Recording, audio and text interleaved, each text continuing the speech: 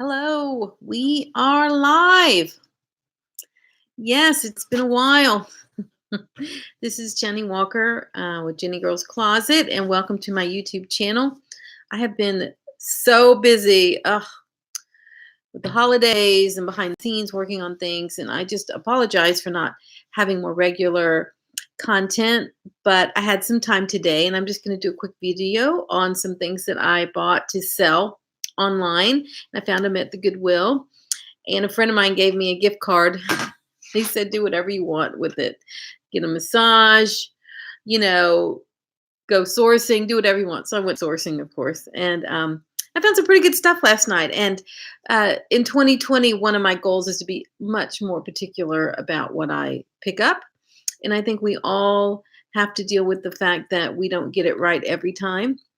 But we can certainly try harder, I think, to have more things that sell at a higher price. So let me get into that, and I'll show you what I got. So you may have heard that Henry Bendel has gone out of business.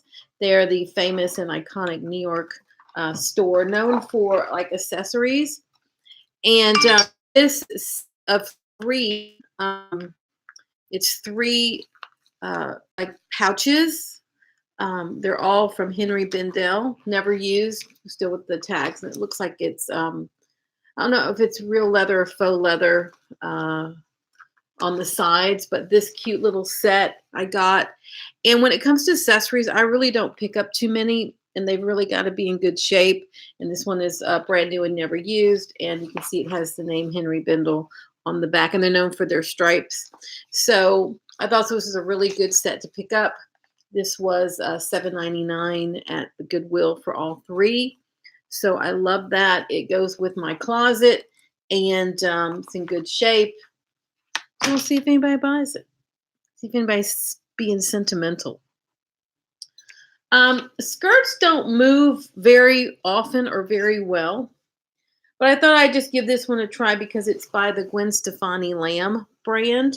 And so the fact that you can tag her name and people still love, but what they really like are that are bad. This is a classic skirt with exposed zippers. It's got a slight little like vent in the back and these huge patch pockets on the front. You see? I thought I'd give that a shot. It's a nice classic skirt. It's not going out of style anytime soon, but it's a skirt. People don't really buy skirts that often, from my experience. So give it a shot. Now you know. This is a brand that's sold on Revolve. This is Michael Lauren, known for this like comfy casual California casual wear. These are brand new with tags, wide leg gray pants, new with the tags.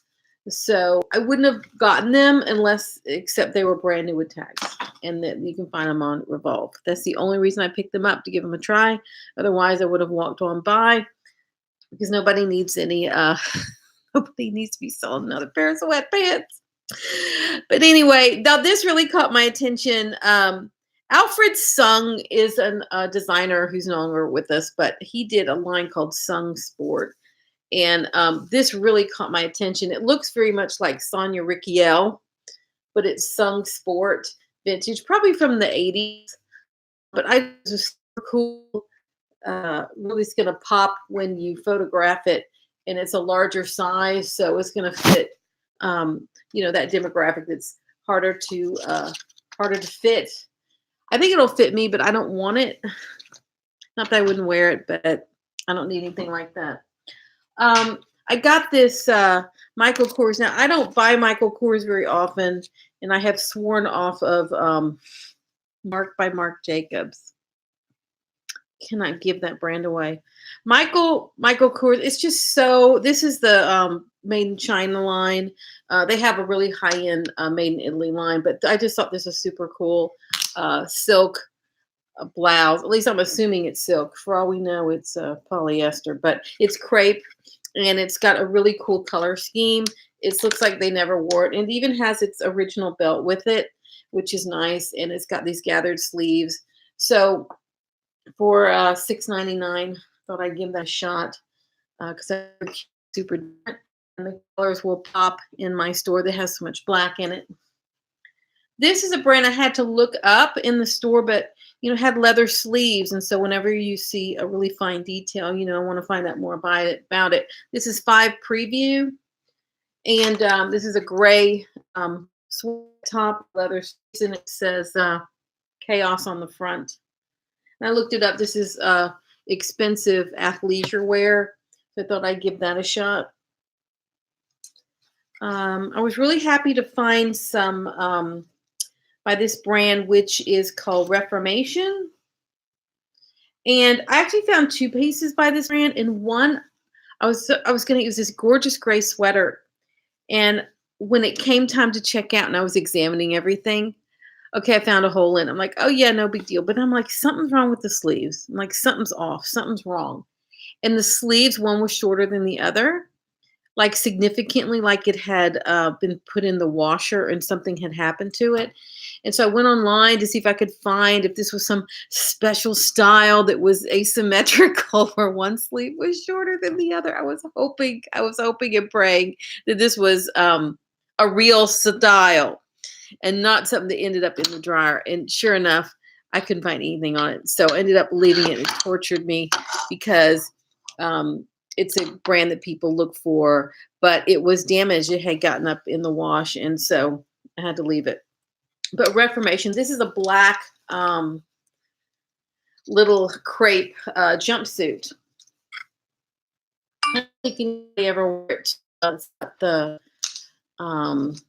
little pin in the back as if like for the hang tag, but who knows? Either way, it's in great shape, and that'll be something nice and fun and youthful. And it's a brand people are looking for. H&M, I buy sparingly, but this awesome jacket is kind of like square with the 3/4 sleeves. They had mislabeled it as a top and long sleeve sweater instead of a jacket, because normally this would be $9.99, which I would have been like, I don't know if I want to spend $9.99 for H&M, but because it was $6.99 and mislabeled, I thought, okay, $6.99, I'll give it a shot. Why not? This is ASOS. This is another mislabeling thing. They had this baby doll dress in black listed as a top, and I got for $3.99. The same one in mustard yellow was listed as a dress for $8.99, so I left it because it's been $1. And I'm learning with dresses that unless I can really think I can sell them for $100, I don't want to buy them anymore, because for $8.99 at the Goodwill, if you just wait and take your time, you will find those really good dresses that will sell for a lot. But I don't want to invest in something that isn't going to garner a lot of money. And this little dress is just cute, but this is not a $100 dress. I mean, if I can get, $40, $50 for that, that would be pretty good.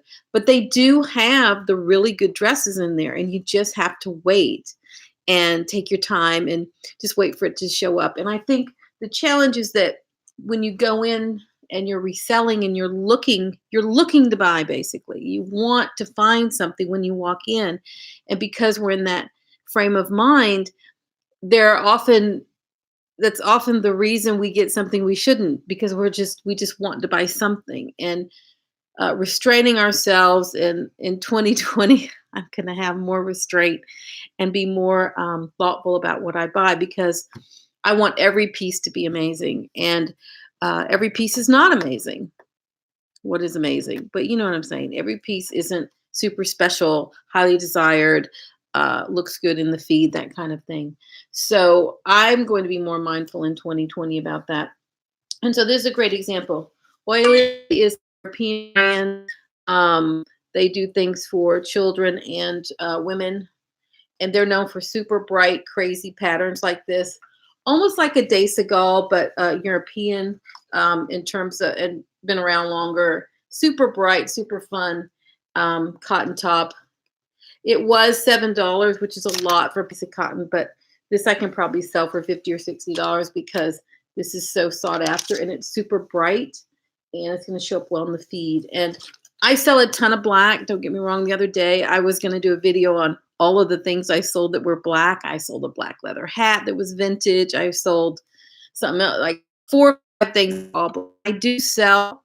That's my specialty. I sell that color all the time, but I have to change up my feed and I have to have pops of color. I have to have things that are not just black because it's too limiting.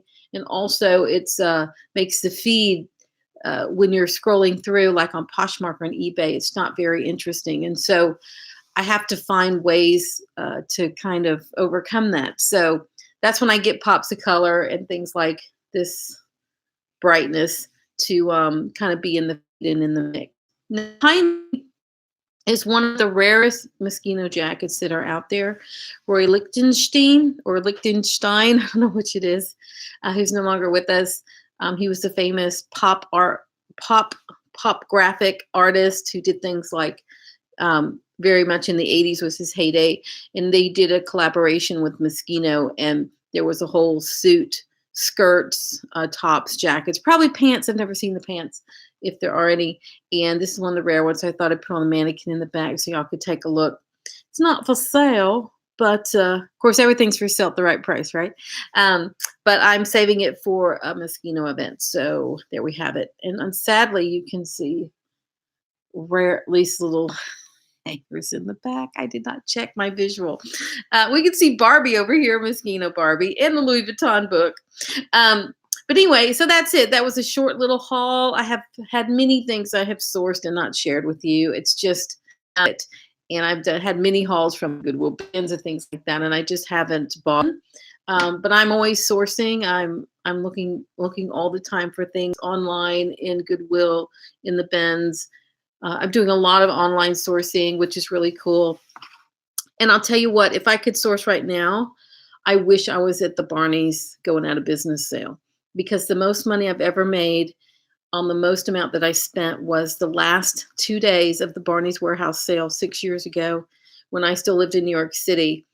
And I think I spent maybe $6,000 on like 60 something pair of shoes. And then I bought all these clothes. I have made so much money on that haul because I got it so cheaply. And the whole thing about scaling for reselling is, how do you get more of the good stuff? And I remember buying at the last 2 days of the Barney's warehouse sale, because I was getting shoes for $20 and $25 that I would sell for, hundreds and hundreds of dollars, some of them for $800, some of these shoes that I bought. And how to find a lot of things at once. I was pretty nervous because I'd never spent that much money at once. Like they had to like call my credit card. They're like, who's this chick spending $6,000 in our store? And I didn't spend it all at once. I actually went twice, I think, or maybe 3 times the last days of the sale. And one of the things I didn't anticipate was how to get the things out of the warehouse and into my apartment, because I bought so much that it never even occurred to me. So I ended up meeting someone there at the event who was very helpful and put it in their van and took it to my place for me. No charge. Thank you very much.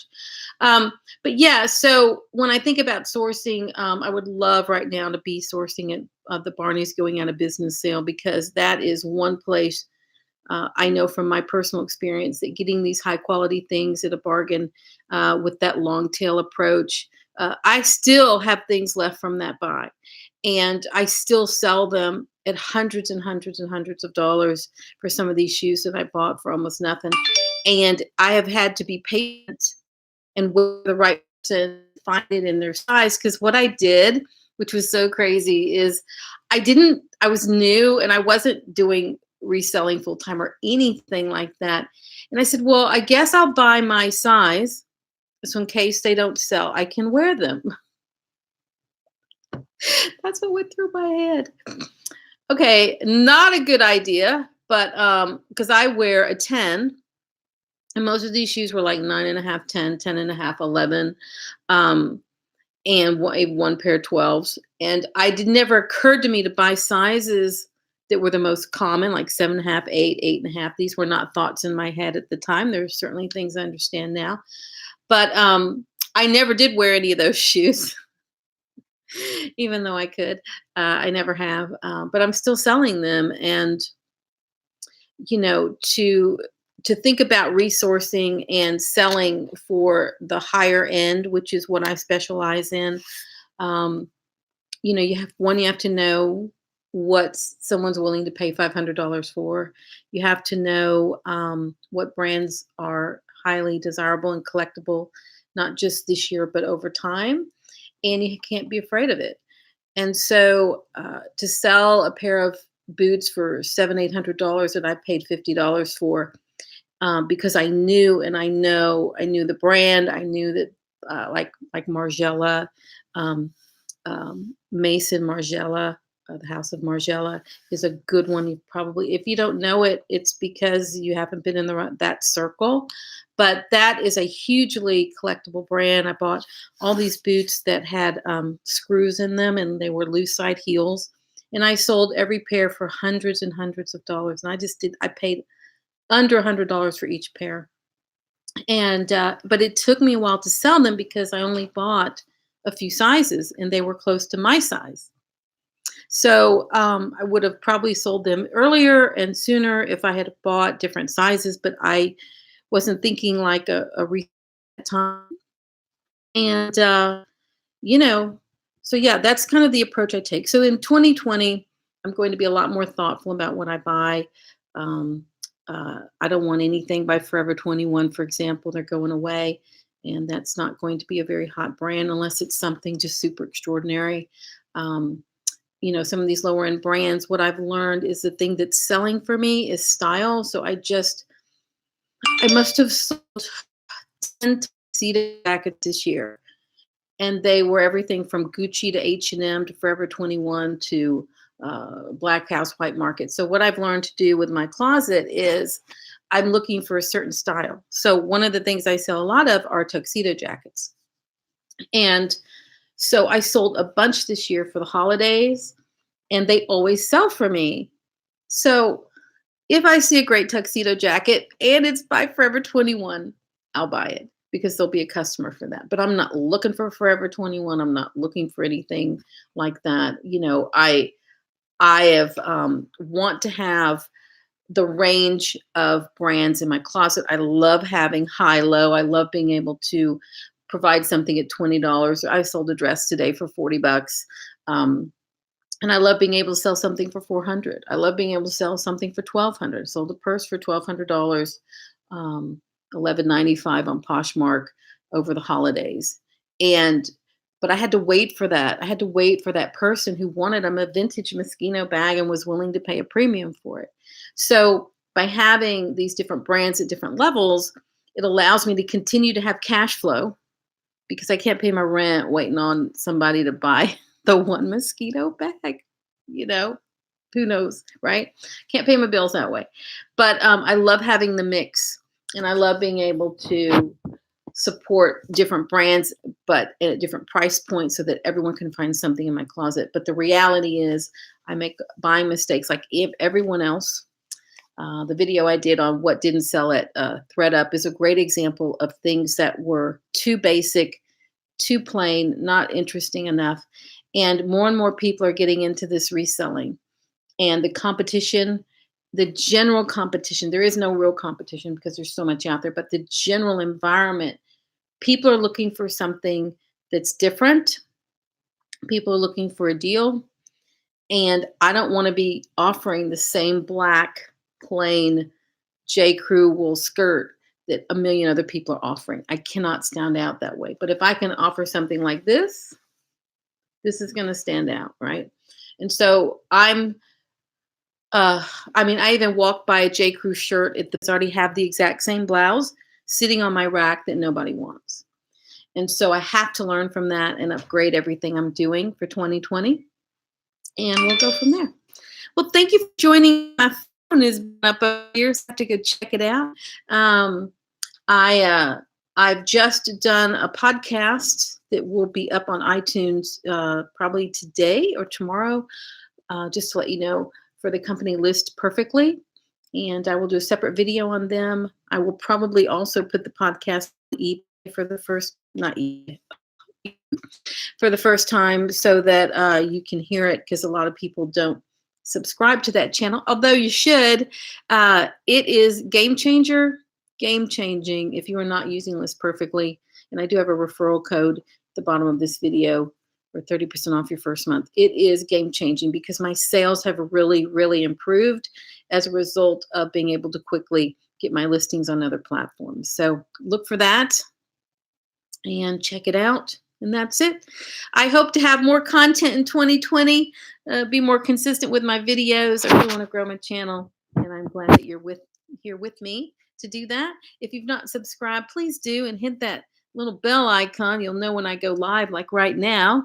And just comment, subscribe, do whatever you have to do some action. The algorithms love that. So I appreciate your support. Look forward to seeing you on another video.